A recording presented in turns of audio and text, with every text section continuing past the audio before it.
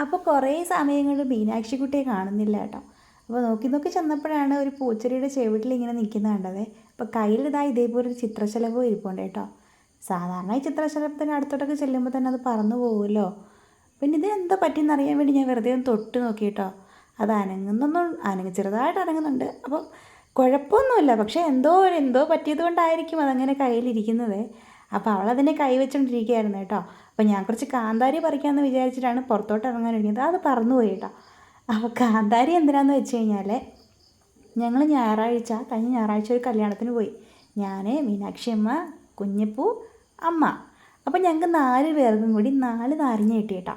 ആ നാരങ്ങ സാധാരണ നമ്മൾ വരുമ്പോഴേ നാരങ്ങ ഉണ്ടാക്കി കുടിക്കുകയാണല്ലോ. കല്യാണത്തിനൊക്കെ പോയിട്ട് വന്നു കഴിഞ്ഞാൽ ഭയങ്കര ക്ഷീണമായിരിക്കത്തില്ലേ. ആ ക്ഷീണം തീർക്കാനല്ലേ നമ്മൾ നാരങ്ങ കൊണ്ട് വന്നിട്ട് നാരങ്ങ വെള്ളം പിഴിഞ്ഞാൽ കുടിക്കുമല്ലോ. പക്ഷേ വന്ന സമയത്ത് എന്തൊക്കെയോ കാര്യങ്ങളൊക്കെ ആയിട്ട് പോയത് കാരണം നാരങ്ങ വെള്ളം പിഴിയാൻ പറ്റിയില്ല കേട്ടോ.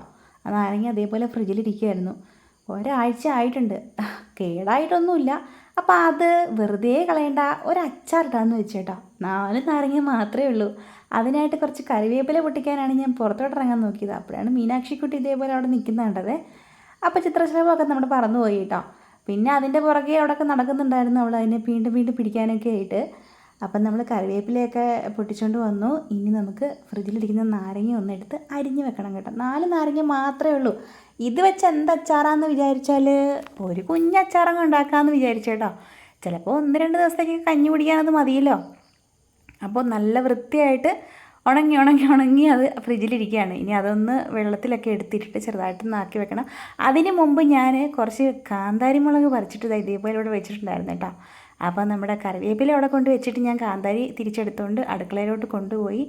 അപ്പോൾ കുറേ സമയമായിട്ട് എൻ്റെ കുഞ്ഞപ്പൂനെ കാണുന്നില്ല കേട്ടോ. എവിടെ പോയെന്ന് അറിയാൻ വയ്യ. അവിടെ ഇവിടെയൊക്കെ അങ്ങോട്ടും ഇങ്ങോട്ടും ഓടി നടക്കുകയൊക്കെ ചെയ്യുന്നുണ്ടായിരുന്നു. അപ്പോൾ കുഞ്ഞിനെ കാണാത്തതുകൊണ്ട് ഞാൻ അവിടെ എല്ലാം ഒന്ന് നോക്കി കേട്ടോ. അങ്ങനെ നോക്കി ചെന്നപ്പോഴുണ്ടല്ലോ, ബെഡ്റൂമിൽ നിൽപ്പുണ്ട് പുള്ളിക്കാരി. കയ്യിൽ രാവിലെ തൊട്ടൊരു പാവയുണ്ട്. അതിനെ എന്ത് ചെയ്യുക എന്നുള്ളത് നമുക്കൊന്ന് കാണാവേ. അപ്പോൾ ദാ പാവയെ കട്ടിലിൽ കിടപ്പുണ്ട് കേട്ടോ. അപ്പോൾ ഒരു കുഞ്ഞ് ആനക്കുട്ടിയും കൂടെ കയ്യിലുണ്ട്. അപ്പോൾ എന്താ ചെയ്യുന്നതെന്ന് വെച്ച് കഴിഞ്ഞാൽ ഇത് അവളുടെ തന്നെ ഉടുപ്പാണ് കേട്ടോ. ആ ഉടുപ്പ് ഇതാ എടുത്ത് കട്ടിലിൽ ഇങ്ങനെ നൂത്തൊക്കെ ഇട്ടിട്ട് ഒരു തൊപ്പിയും കൂടെ കയ്യിലുണ്ട്.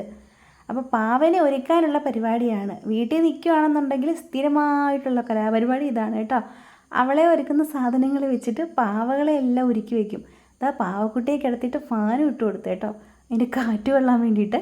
എന്നിട്ട് ഇതാ അവളെ ഒരുക്കുന്ന കരിയൊക്കെ എടുത്തിട്ട് അവളുടെ മുഖത്ത് തേക്കുന്ന പൗഡർ വെച്ച് തേക്കുന്ന ആ പഞ്ഞിയൊക്കെ എടുത്തിട്ട് ഇതേപോലെ ഒരുക്കിയൊക്കെ എടുക്കുകയാണ്. ഇനി അവിടെ നിന്ന് കഴിഞ്ഞാൽ ഇതിനേക്കാൾ കൂടുതൽ കാര്യങ്ങൾ കാണാനൊക്കെ പറ്റും.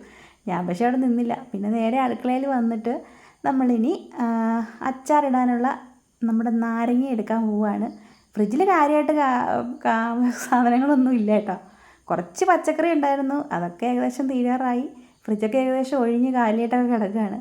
അപ്പോൾ നമ്മുടെ നാരങ്ങ മുകളിൽ ഇരിപ്പുണ്ട് കേട്ടോ. നല്ല കട്ടിയായിട്ടിരിക്കുകയാണ്. അത് കുറച്ച് നേരം എടുത്ത് വെളിയിൽ വെച്ചെങ്കിൽ മാത്രമേ അതൊന്ന് അരിയാൻ പാകത്തിനാവുള്ളൂ. ഞാനുണ്ടല്ലോ കുറച്ച് വെള്ളം പിടിച്ചിട്ട് ഈ നാരങ്ങ അതിലിട്ട് വെച്ച് കേട്ടോ. കുറച്ച് നേരം കഴിഞ്ഞിട്ട് മുറിച്ചെടുക്കാമെന്ന് വെച്ചിട്ട് നല്ല കട്ടിയായിട്ടിരിക്കുമായിരുന്നു. അപ്പോൾ നല്ല കാന്താരി എല്ലാം നന്നായിട്ടൊക്കെ പഴുത്തിട്ടുണ്ട് കേട്ടോ. കുറേയേറെ കാന്താരി നിൽപ്പുണ്ടായിരുന്നു.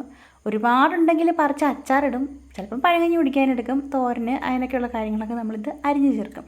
അപ്പോൾ ഉച്ച സമയം കഴിഞ്ഞ് 2:30 ഒക്കെ ആ സമയമായി കേട്ടോ. അപ്പം നമ്മുടെ വീട്ടിൽ എപ്പോഴും നോക്കിയാലും കട്ടൻ ചായ ഇടും കേട്ടോ. അപ്പോൾ അമ്മ കട്ടൻ ചായ ഒക്കെ ഉണ്ടാക്കിയിട്ട് ഒരു ഗ്ലാസ് എടുത്തിട്ട് ബാക്കിയുള്ളത് അടച്ചു വെച്ചു.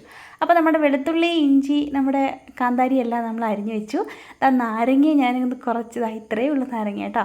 നാരങ്ങയും ചെറിയ കുഞ്ഞു കഷ്ണങ്ങളായിട്ട് അരിഞ്ഞിട്ട് കുറച്ച് ഉപ്പും കുറച്ച് കായപ്പൊടിയും കൂടെ ചേർത്ത് ഞാനവിടെ തിരുമ്മി വെച്ചു കേട്ടോ. ഞാൻ വാട്ടിയെടുത്തതൊന്നുമില്ല.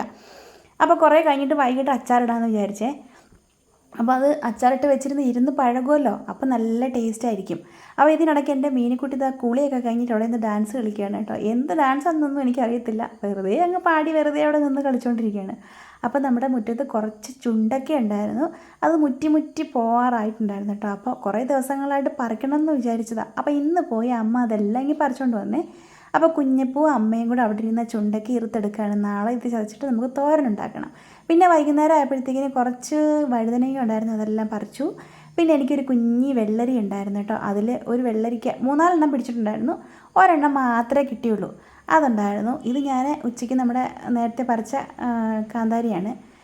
അല്ല കാന്താരി അല്ല, നമ്മുടെ കരിവേപ്പിലയാണ്. അത് നമ്മുടെ ചുണ്ടയ്ക്ക അത് ഈർത്തെടുത്തതാണ്. പിന്നെ ഒരു വെണ്ടയ്ക്ക ഉണ്ടായിരുന്നു, ഒരു തക്കാളിക്ക ഉണ്ടായിരുന്നു, കുറച്ച് പച്ചമുളക് കൂടെ ഉണ്ടായിരുന്നു കേട്ടോ. പിന്നെ നമ്മുടെ ഈ ഇരിക്കുന്നത് നമ്മുടെ കോവയ്ക്കയാണ്. അത് കുറച്ച് ഫ്രിഡ്ജിലിടുന്നതാണ്. അപ്പോൾ അതിൻ്റെ കൂട്ടത്തിൽ ഞാൻ എടുത്ത് വെച്ചതാണ്. അപ്പോൾ ഇത്രയും കാര്യങ്ങളൊക്കെ നമുക്ക് ഇന്ന് പുറത്തു നിന്നൊക്കെ കിട്ടി. പിന്നെ എനിക്കിതാ 2-3 കുമ്പളവും കൂടെ ഉണ്ട് കേട്ടോ. കുമ്പളത്തിനകത്തെല്ലാം 6-7 കുമ്പളങ്ങ ഇങ്ങനെ പിടിച്ച് കിടപ്പുണ്ട്. ഇത് മൂപ്പെത്തുന്നത് വരെ നോക്കിയിരിക്കാണ്ട് ഓരോന്നോരോന്ന് പറിച്ച് മെഴുക്കുവരട്ടി വെക്കുന്നതാണ് ഏറ്റവും രസം. കാരണം ഇതെല്ലാം കൂടി ഒരുമിച്ച് വിളഞ്ഞ് ആയിക്കഴിഞ്ഞാൽ നമുക്ക് ഒരുമിച്ച് കറി വെക്കാൻ പറ്റില്ലല്ലോ. അപ്പോൾ ഓരോന്നോരോന്ന് പൊട്ടിച്ചെടുക്കണം. അപ്പോൾ ഇതൊന്നും പറിച്ചിട്ടില്ല, മൂക്കാത്തതുകൊണ്ട് പറിച്ചിട്ടില്ല. അടുത്ത ആഴ്ച എന്തായാലും ഇത് പറിച്ചിട്ട് മെഴുക്കുവരട്ടി ആക്കണം, അല്ലെങ്കിൽ തോരനാക്കണം. അപ്പോൾ നമ്മൾ ആണെങ്കിൽ നമ്മുടെ അച്ചാറിടാനുള്ള പരിപാടിയാണ്. കുറേ നേരമായിട്ട് നമ്മൾ നാരങ്ങയോടെ വെയിറ്റ് ചെയ്തിരിക്കുകയാണ്. അപ്പം വെളുത്തുള്ളി, ഇഞ്ചി, പിന്നെ നമ്മുടെ കാന്താരിമുളക്, കരിവേപ്പില എല്ലാം വെളിച്ചെണ്ണയിലൊക്കെ ഇട്ട് മൂപ്പിച്ചൊക്കെ എടുത്ത്, എനിക്കിത് വലിയ കാര്യമായിട്ടൊന്നും അച്ചാറിടാനൊന്നും അറിയത്തില്ല. ഞാൻ എൻ്റെതായ രീതിയിലങ്ങ് ഇടുക കേട്ടോ. അപ്പോൾ നമ്മുടെ കായപ്പൊടിയും നമ്മുടെ ഉപ്പും ഒക്കെ ചേർത്ത് വെച്ച നമ്മുടെ നാരങ്ങ അതിൻ്റെ കൂട്ടത്തിൽ ഇട്ട് കൊടുത്തു. ചെറുതായിട്ടൊന്ന് വഴറ്റി, അധികം തീയൊന്നും വെച്ചിട്ടില്ല. ഇട്ടിട്ട് ഞാൻ കടുകും ഉലുവയും കൂടി വറുത്ത് മിക്സിയുടെ ജാറിൽ ചെറുതായിട്ടൊന്ന് ചതച്ചെടുത്തിട്ട് അതിലോട്ടങ്ങ് ഇട്ട് കേട്ടോ. അപ്പോൾ അത്രയേ ഉള്ളൂ നമ്മുടെ അച്ചാറേ. സന്ധ്യ ആവാറായിട്ടുണ്ട്. ഇങ്ങനെ കിളികളൊക്കെ പറന്ന് എല്ലാവരുടെയും കൂട്ടിൽ കയറിപ്പോൾ ആ സമയമായി കേട്ടോ. അപ്പം നമുക്ക് കുളിച്ചിട്ട് വിളക്ക് വെക്കേണ്ട സമയവും ആയിട്ടുണ്ടായിരുന്നു. അപ്പോൾ നമുക്കിനി വിളക്ക് വെക്കാനൊക്കെ പോകണം. അപ്പോൾ നമ്മുടെ പോസ്റ്റിലൊക്കെ ലൈറ്റൊക്കെ കത്തി തുടങ്ങി കേട്ടോ. അപ്പോൾ നമ്മൾ വിളക്കൊക്കെ വെച്ചു. അമ്മ സന്ധ്യനാമം ചൊല്ലുകയാണേ. അമ്മ ഇവിടെ നിന്ന് നാമം ജപിക്കാറുണ്ട് എന്നും. അപ്പോൾ നമ്മൾ വിളക്കൊക്കെ വെച്ചിട്ട് അപ്പോൾ ഇനി നമ്മൾ ബാക്കിയുള്ള കാര്യങ്ങളിലേക്കൊക്കെ കിടക്കുകയാണ്. ഇനി അത്താഴമൊക്കെ കഴിക്കണം. അപ്പോൾ ഇത്രയേ ഉള്ളൂ. ടാറ്റാ.